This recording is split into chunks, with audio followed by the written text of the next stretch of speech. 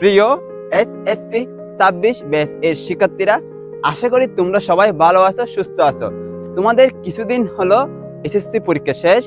এখন তোমাদের নতুন পরিচয় হচ্ছে যে এসএসসি 28। তোমরা এসএসসি তে যতটুকু সিলেবাস নিয়ে পড়েছো তার থেকে দ্বিগুণ বা এর থেকে আরো বেশি এসএসসি সিলেবাসটা। এখন এরপরে হচ্ছে তোমাদের ভর্তিযুদ্ধ।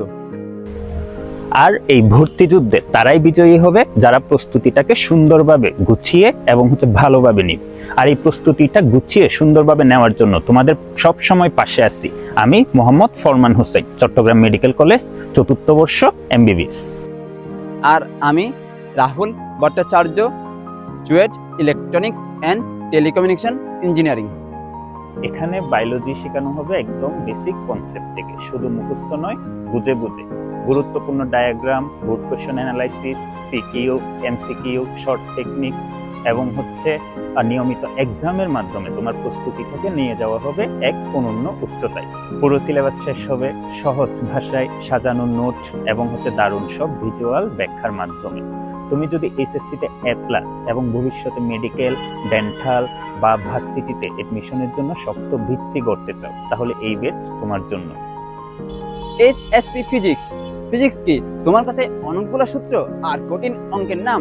তাহলে এবার আমার সাথে বদলে ফেলো ফিজিক্স শেখার অভিজ্ঞতা। এই ফিজিক্স শেখার যাত্রা শুরু হতে যাচ্ছে আমার SSC physics complete academic batch এর মাধ্যমে। এখানে প্রতিটি অধ্যায় শেখানো হবে কনসেপ্ট এর গভীরে গিয়ে।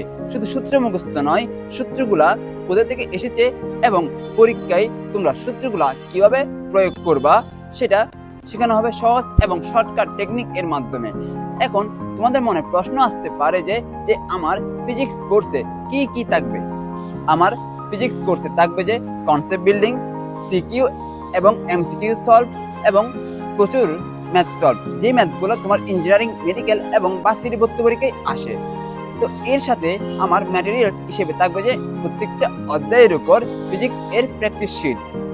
তো তোমরা যারা আমার সাথে ফিজিক্স সুন্দর ও সহজভাবে বুঝতে চাও তারা এই নাম্বারে যোগাযোগ করো অথবা আমার ইনবক্সে নক করো।